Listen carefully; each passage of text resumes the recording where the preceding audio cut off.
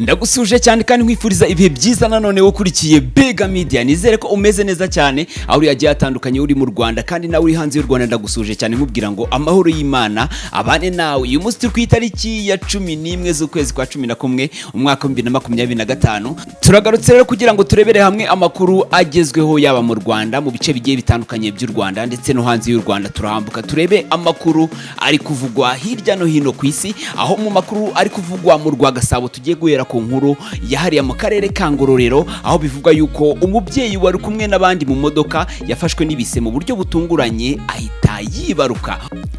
Uyu mubyeyi w'imyaka 22 wavaga i Muhanga yerekeza i Rubavu yabyariye mu modoka itwara abagenzi ya Kwasiteri. Ibi byabaye kuwa mbere ku itariki ya 10 Ugushyingo umwaka 2025, ubwo uwo mubyeyi yafatwaga n'ibise bageze mu murenge wa Ngororero ahitwa Kazabe. Amakuru igihe yamenye nuko uyu mubyeyi yaraturutse Nyamagabe aho yashatse yerekeza i Rubavu aho akomoka kugira ngo ariho azabyarira. Ubwo uyu mubyeyi rero yarafashwe n'ibise, imodoka yarahagaze, abagenzi basohoka mu modoka, kubw'amahirwe hahita hagera gutabara yatambukaga barayihagarika. Umuganga wari muri yo atangira kumufasha kubyara ari muri Kwasiteri. Ubwo yari arimo amufasha kubyara, bahamagaje indi mbangukiragutabara yo ku bitaro bya Muhororo kugira ngo ajyanwe ku bitaro kwitabwaho ndetse akurikiranwe n'abaganga bo kuri ibyo bitaro. Umuyobozi w'ibitaro bya Muhororo Dr. William Namanya, ikiganiro yagiranye n'igihe, yahamije ko uyu mubyeyi yabyaye neza ndetse yaba ubuzima bwe ndetse n'ubw'umwana bumeze neza cyane. Kandi nanone yagarutse avuga ati uyu mubyeyi yaramutse neza ndetse tugiye kumusezerera kubera ko yabyaye neza, n'uwo yabyaye ameze neza ndetse yatangiye konka nta kibazo yigeze agira. Uyu mubyeyi yafashwe n'ibise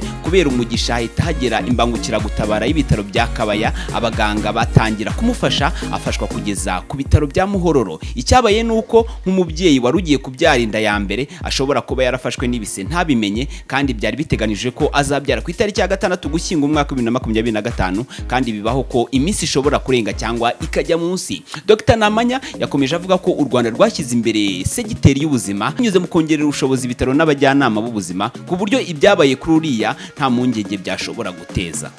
Nanone kandi ikigo cy'igihugu gishinzwe ingufu REG cyatangaje ko mu turere twa Gicumbi, Nyagatare ndetse na Gatsibo hateganijwe ibura ry'amashanyarazi rizamara umunsi wose ndetse n'amasaha 4 mu bice bimwe by'umujyi wa Kigali, hagamijwe kwagura imiyoboro y'amashanyarazi. Mu itangazo REG yashyize hanze ku itariki ya 11 Ugushyingo umwaka 2025, yagaragaje ko bitewe n'imirimo yo gusana sitasiyo y'amashanyarazi ya Gabiro mu karere ka Gatsibo n'umuyoboro wa Kibagabaga Nyarutarama, hateganijwe ibura ry'amashanyarazi ku itariki ya 15 z'uku kwezi. Muri iyo tariki guhera saa 9 za gitondo kugeza saa 9 z'umugoroba amashanyarazi azabura mu turere twa Gatsibo, Nyagatare ndetse na Gicumbi. Ni mu gihe guhera saa 5 z'amanywa kugeza saa 9 z'umugoroba amashanyarazi azabura i Kigali mu murenge wa Remera mu karere ka Gasabo. Muri utwo turere two mu ntara umuriro hamwe ntuzabura mu mirenge yose, kuko mu karere ka Gatsibo amashanyarazi azabura mu mirenge ya Kabarore, Rugarama, Rwimbogo, Kiziguro, Kiramuruzi, Murambi, Gasange, Muhura, Remera, Kageyo, Ngarama, Gatsibo ndetse n'igice cya Nyagihanga.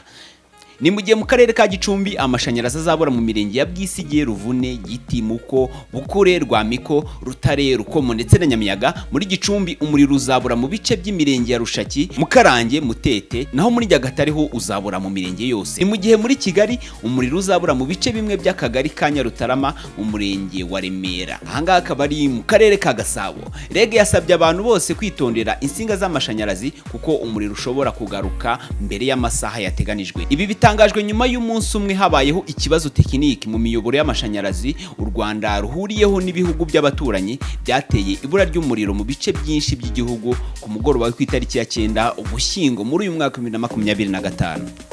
Nanone kandi nyuma y'amagambo yakomeje kuvugwa hirya no hino ku mbuga nkoranyambaga, ubu ngubu asa nari gushyirwa iherezo. Ni mu gihe The Ben na Bruce Melody bashyize umukono ku masezerano y'imikoranire. The Ben na Bruce Melody bashyize umukono ku masezerano y'imikoranire, bemeranya gufatanya mu bitaramo bitandukanye bizahera ku gitaramo cyitwa The New Year Glove cya The Ben ategura mu mpera z'uyu mwaka. N'amasezerano yashyiriwe umukono mu rugo rwa Coach Gael wari wakiriye aba bahanzi mu ijoro ryo ku itariki ya 10 Ugushyingo umwaka 2025. 2025 nyuma y'ibiganiro byari bimaze igihe kinini hagati y'impande zombi. Byinshi mu bikubiye muri aya masezerano y'imikoranire ntabwo byamenyekanye. Icyakora ikinyamakuru Igihe gifite amakuru yuko bemeranyije ko Bruce Melody azitabira ndetse akarindwa mu gitaramo The New Year Glove cya The Ben giteganijwe ku itariki ya mbere Mutarama mu mwaka 2026. The Ben nawe agomba kuzitabira ibitaramo bizazenguruka intara zose z'igihugu Bruce Melody ateganya gukora mu mwaka 2026 nk'uko amasezerano bamaze gushyiraho umukono abihamya. Aya masezerano yashyizweho umukono mu gihe mu minsi ishize hari igice cy'imbanziriza mushinga wayo cyari cyagiye hanze. Iki gice ikintu cy'ingenzi cyagaragazaga nuko buri muhanzi mbere yuko yitabira igitaramo cya mugenzi we azajya ahabwa amafaranga agera kuri miliyoni 10 z'amanyarwanda yo kubanza kwitegura. Kugeza ubu The Ben ari mu myiteguro y'igitaramo ngarukamwaka yise The New Year Glove yatangiye umwaka ushize, kikaba kizabera muri BK Arena ku itariki ya mbere Mutarama umwaka 2025. Ni igitaramo umwaka ushize yari yatumiyemo abahanzi batandukanye biganjemo abo mu Rwanda ndetse na Otile Brown wari uturutse mu gihugu cya Kenya. Ni mu gihe ku rundi ruhande nta makuru menshi aramenyekana ku bitaramo bya Bruce Melody bizazenguruka intara, nubwo bivuga ko nta gisibya bigomba kuba mu mwaka 2026. Aba bahanzi bagiye gukorana mu gihe hari hamaze igihe humvikana umwuka wihangana hagati yabo bombi.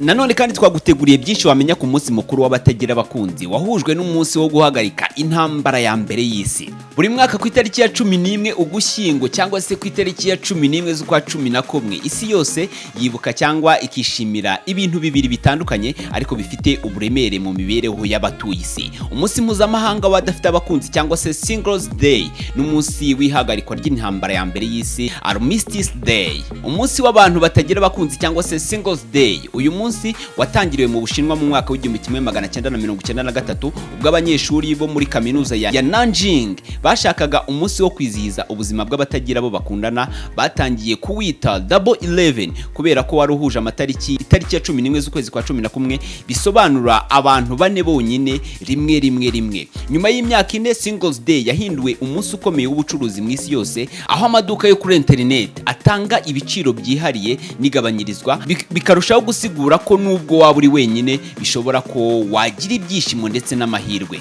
Kuri ubu ibigo bikomeye nka Alibaba, Amazon ndetse n'amasoko yo kuri internet bikora ubucuruzi bwibuka itariki ya 11 z'ukwa 11 nk'umunsi w'ababari bonyine cyangwa se nk'umunsi w'abatagira abakunzi, bikarenga n'ubucuruzi kuko bakoreramo ubucuruzi buruta ubukorwa ku munsi wa Black Friday. Nanone kandi hizizwa umunsi w'irangira ry'intambara cyangwa se w'ihagarikwa ry'intambara ya mbere y'isi ari wo wiswe Armistice Day. Uretse kuba ari umunsi w'abatagira abo bakundana ku isi yose, kandi hizizwa umunsi w'ihagarikwa ry'intambara ya mbere y'isi aho ku itariki ya 11 z'ukwa 11 umwaka w'1918 abasirikari b'Ubudage ndetse n'Ubufaransa basinye amasezerano y'amahoro yasoje intambara ya mbere y'isi yari imaze imyaka 4 yose. Mu bihugu byinshi biri mu Bwongereza, Ubufaransa, Canada, Australia ndetse n'Ubutaliyane uyu munsi witabirwa n'abayobozi bakuru b'igihugu ndetse n'abaturage, aho bunamira baguye mu ntambara ndetse bakibuka n'abarokotse izindi ntambara zitandukanye.